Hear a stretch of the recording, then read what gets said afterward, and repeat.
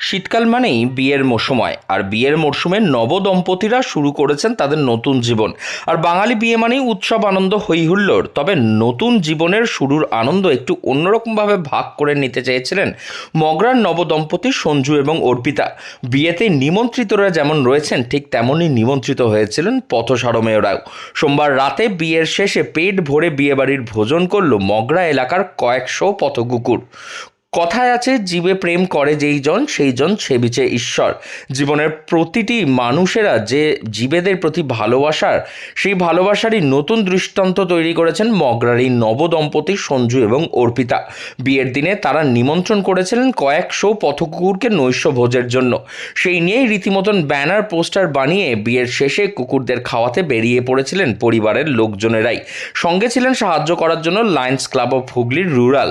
সোমবার রাতে একেবারে বিয়ের বাড়ির ভোজন ছাড়লো পাড়ার লালু কালু থেকে টমি শেরুরা।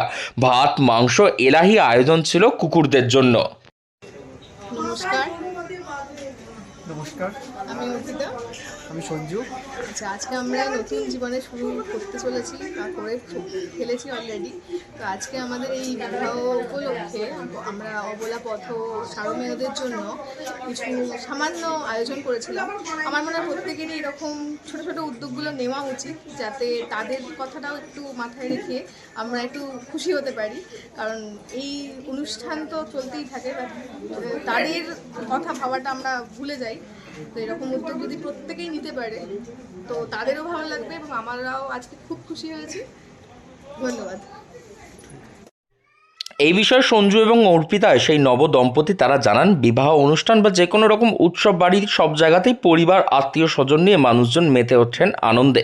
সেখানে দাঁড়িয়েই তারা তাদের আনন্দটা আরেকটু বেশি করে ভাগ করে নিতে চেয়েছিলেন পরিবারের পেরিয়ে কিছু অবলা প্রাণীদের সঙ্গেও। অর্পিতা বলছেন, তাদের এই উদ্যোগ যেন আরও বেশি করে মানুষের কাছে পৌঁছায়, যাতে আগামী দিনে আরও বেশি সংখ্যক মানুষ তারা নিজেদের শুভ দিনগুলিতে এভাবেই অবলা জীবগুলোর পাশে এসে দাঁড়ায়।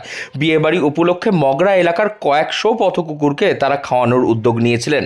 এই কাজে তাদের আগামী দিনেও চলবে, এমনটাই জানিয়েছেন লায়ন্স ক্লাব অফ হুগলির সদস্যরাও। জীবে প্রেম করে যে সেই জন সেবিছে ঈশ্বর। স্বামী বিবেকানন্দজির এই আদর্শতে অনুপ্রাণিত হয়ে আমাদের বর্ষিয়ান লায়ন সদস্য লায়ন প্রদীপ ঘোষ তার একমাত্র কন্যার বিবাহে আজকের এই পথ সারমেয়দের জন্য আয়োজন করেছে নৈশভোজ।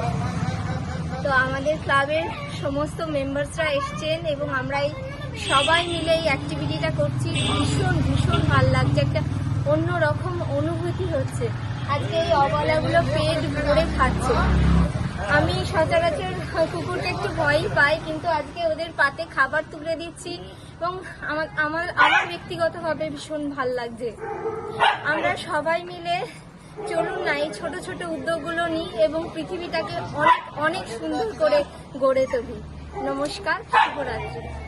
হুগলি থেকে রাহি হালদার, লোকাল 18 বাংলা।